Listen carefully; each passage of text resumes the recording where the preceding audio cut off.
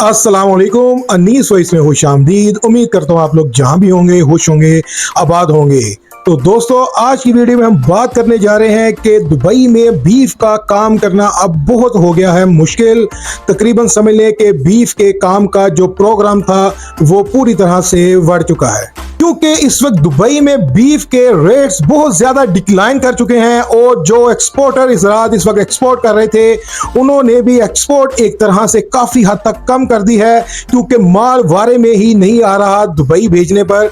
तो अब जो नए एक्सपोर्टर हजरात हैं उनके लिए इस वीडियो में क्या मैसेज है, और जो इस वक्त एक्सपोर्टर एक्सपोर्ट कर रहे हैं वो किस तरीके से माल दुबई में एक्सपोर्ट कर रहे हैं और किस तरीके से पैसा जनरेट कर रहे हैं इन हालात में भी कि जब के दुबई में रेट काफ़ी डिक्लाइन हो चुका है। तो इस आज की वीडियो में मैं इसी चीज़ के ऊपर आपसे बात करूंगा और आपको बताऊंगा कि किस किस तरह का जो बीफ है वो इस वक्त दुबई में पाकिस्तान से भेजा जा रहा है। तो अभी इस बारे से आगे जाकर बात करते हैं। टोटल आपको मैं इसकी डिटेल दूंगा। ये कल मेरी एक भाई से बात हो रही थी जो एक्सपोर्टर हैं बीफ के, तो उनसे मुझे ये सारी डिटेल मिली है। तो मैंने सोचा मैं ये डिटेल अपने व्यूअर तक जो है वो पहुंचा दूं। तो अगर आप हमारे चैनल पर अभी तक नए हो तो चैनल को आप कर लो सब्सक्राइब, बेल आइकन पे भी क्लिक कर दो ताकि आने वाली तमाम अपडेट्स और नई इंफॉर्मेशंस के नोटिफिकेशंस बर वक्त आप तक पहुंचते रहें। और अब हम चलते हैं कंप्लीट वीडियो की। दोस्तों, दुबई अपनी ज़रूरियात ज़िंदगी की तकरीबन तमाम ही नोश की अशिया को दूसरे ममालिक से इंपोर्ट करता है और इसी तरह बीफ को भी वो दूसरे ममालिक से इंपोर्ट करता है। सबसे ज़्यादा बीफ देने वाले ममालिक में जो है वो अमेरिका, ऑस्ट्रेलिया और इंडिया, और उसके बाद फिर पाकिस्तान का नंबर आता है जो बीफ प्रोवाइड करते हैं दुबई में। इस वक्त दुबई में बीफ के जो रेट्स हैं वो बहुत ज़्यादा डिक्लाइन कर चुके हैं। शायद कोई डिमांड का मसला है या क्या मसला है जिसकी वजह से रेट्स काफ़ी नीचे आ चुके हैं और कंपटीशन बहुत ज़्यादा हाई हो चुका है। और कल रात को मेरी एक एक्सपोर्टर हैं जो बीफ के, जो दुबई में तकरीबन 20 साल से माल को एक्सपोर्ट कर रहे हैं, उनसे मेरी मुलाकात हुई। उन्होंने मुझे बताया कि इस वक्त रेट जो है वो 19 दिरहम पर आ चुका है दुबई में बीफ का, यानी कि 19 दिरहम होल सेल का रेट है। अगर आप माल आज दुबई में बेचते हो तो आप 19 दिरहम में मैक्सिमम सेल कर सकोगे दुकानदार को। देन फिर आगे दुकानदार उसको 21-22 दिरहम में सेल करता है।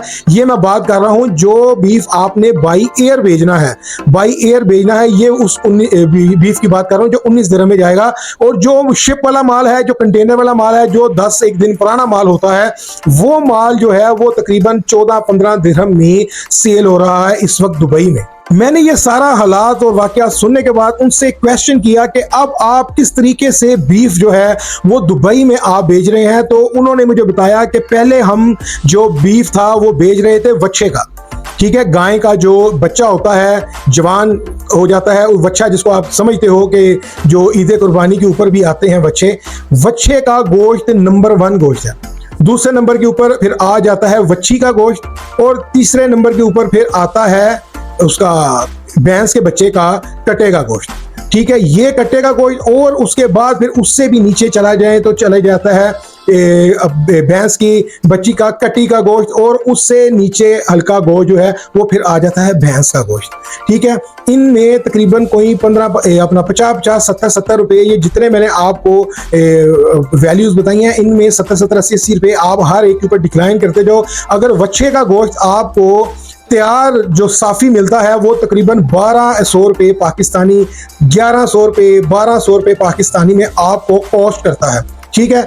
और जो वच्छी का है वो तकरीबन 1100 में करता है, वच्छे से तकरीबन 100 रुपये नीचे। इसी तरह जो कट्टे का गोश्त है वो आपको तकरीबन 900 रुपये में करता है। इसी तरह जो कट्टी का गोश्त है वो आपको 850 में, और जो भैंस है वो आपको तकरीबन जो है वो 800, पौने 800 में कॉस्ट करती है।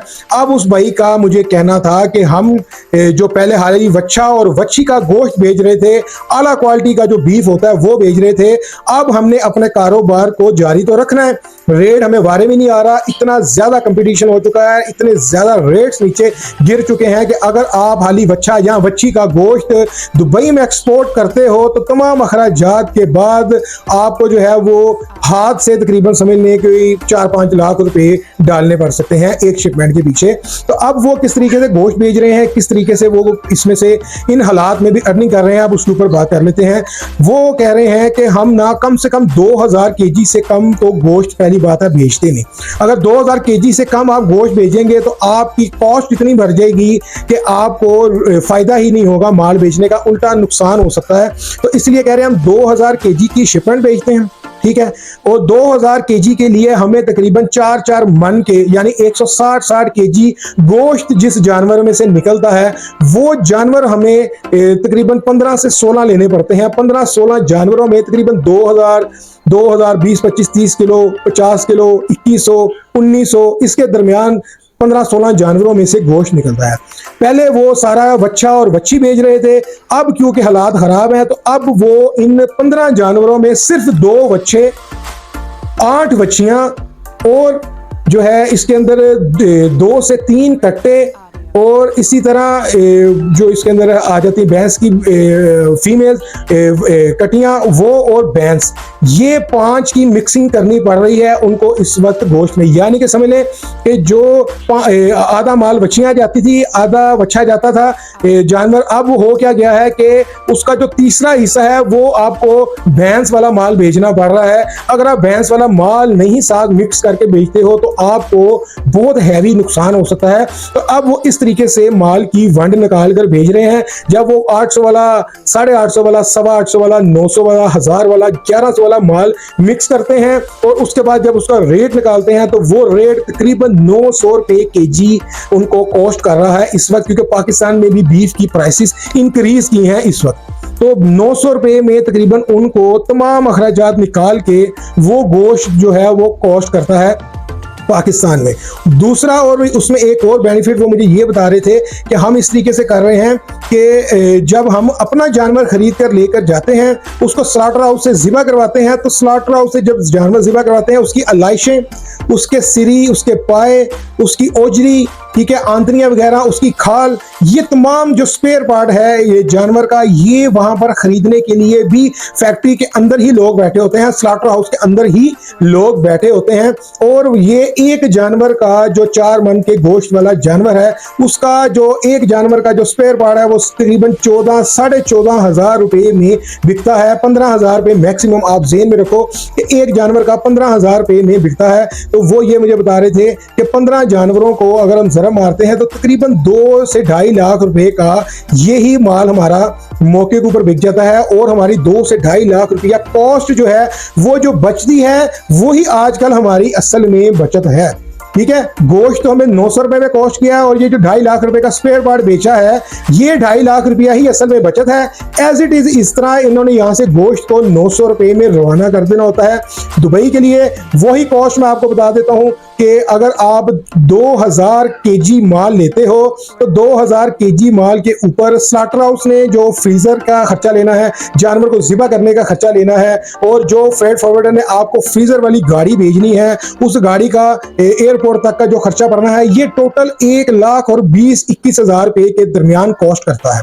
ठीक है, और फिर आगे जो फ्रेट फॉरवर्डिंग के भी आजकल कुछ रेट कम हुए हैं, यानी कि जो पहले 560 रुपए केजी में माल एक्सपोर्ट हो रहा था दुबई में, यानी कि फ्रेट पड़ रहा था 560 रुपए, वो आजकल कम होकर 300 से 350 रुपए केजी पर आया हुआ है। ठीक है, क्योंकि लोगों ने एक्सपोर्ट कम करनी शुरू की जिसकी वजह से फिर एयरलाइन वालों ने कुछ अपने रेट्स को ड्रॉप किया है ताकि कस्टमर जो है वो माल भेजता रहे। तो वो आज की अपडेट ये है जब मैं ये वीडियो अपलोड कर रहा हूं कि इस वक्त 350 रुपए केजी में आपका माल जो है वो दुबई एयरपोर्ट पे या शारजाह एयरपोर्ट तक पहुंच सकता है, फ्रेट उसके ऊपर पड़ेगा।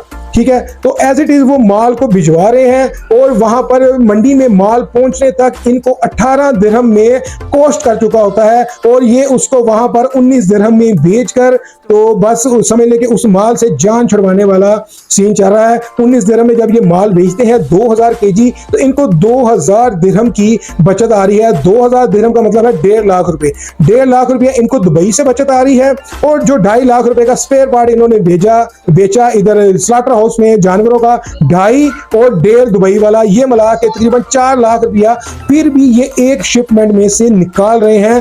तो इस वक्त रेट गिरे होने की वजह से मामला यह है कि आप 2000 केजी की माल बेचकर भी जो है वो 4 लाख रुपए कमा रहे हैं, और अगर हालात सूटेबल हो तो आप 2000 केजी माल बेच के 8-8 लाख रुपया भी कमा सकते हैं। तो ये थी आज की अपडेट। मैंने सोचा कि आप लोगों के साथ इसको डिस्कस लाजमी करूं, और जो है आगे से सऊदी अरेबिया में भी माल बेचने के ऊपर मेरे पास सारी रिपोर्ट आ चुकी है कि सऊदी अरेबिया में किस तरह का माल जो है वो एक्सपोर्ट किया जा रहा है। सऊदी अरेबिया में दुबई के मुकाबले में तकरीबन डबल रेट क्यों है? अगर 19 दिरहम में दुबई में माल बिक रहा है तो सऊदी अरेबिया में 28 से 30 दिरहम का रेट आखिर क्यों है? और सऊदी अरेबिया में शोल्डर मार्केट क्यों बंद कर दी गई है? 2 तरह का माल सऊदी अरेबिया में जाता है, 2 थाई के पीस, 2 शोल्डर के पीस, यानी कि 2 राने और 2 दस्तियां। एक जानवर में से ये जो 2 पीस निकलते हैं, सऊदी अरेबिया ने शोल्डर मार्केट यानी कि दस्तियां जिस मार्केट में बिकती थी वो मार्केट सिरे से आखिर क्यों बंद कर दी है? और अब जो सऊदी अरेबिया में माल एक्सपोर्ट करना होता है लोगों ने, वो किस तरीके से मैनेज कर रहे हैं? क्योंकि जानवर तो उन्होंने पूरा ही उठाना होता है, और जब आप पूरा जानवर उठाते हो तो उस पूरे जानवर में जाहिर सी बात है कि 2 दस्तियां और 2 राने निकलती हैं। लेकिन सऊदी अरेबिया ने की जो मार्केट है उसमें शोल्डर मार्केट अलग है और थाई की मार्केट अलग है।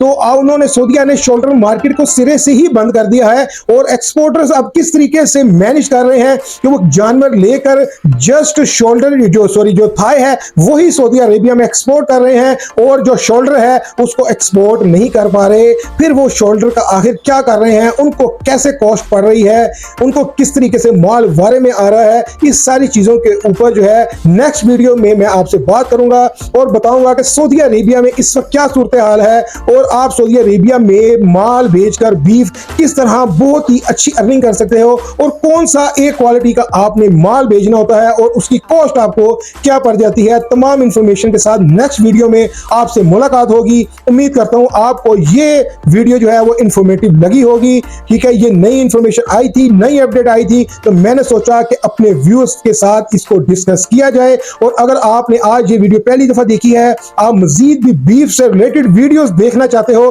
तो मेरे इसी चैनल के ऊपर दुबई और सऊदी अरेबिया में बीफ से रिलेटेड वीडियोस पड़ी हुई हैं कि किस तरह आप बाई एयर बीफ बेचकर इन दोनों ममालिक में अच्छा रेवेन्यू जनरेट कर सकते हो। और मुझे उम्मीद है कि आपको मेरी ये वीडियो अच्छी लगी होगी। अगर आपको वीडियो अच्छी लगी है तो वीडियो को अभी लाइक कर दें, चैनल को सब्सक्राइब कर दें, बेल आइकन पे भी क्लिक कर दें। हमारी मुलाकात होगी अगली वीडियो में। मुझे दे इजाजत। अल्लाह हाफिज़ व नासिर।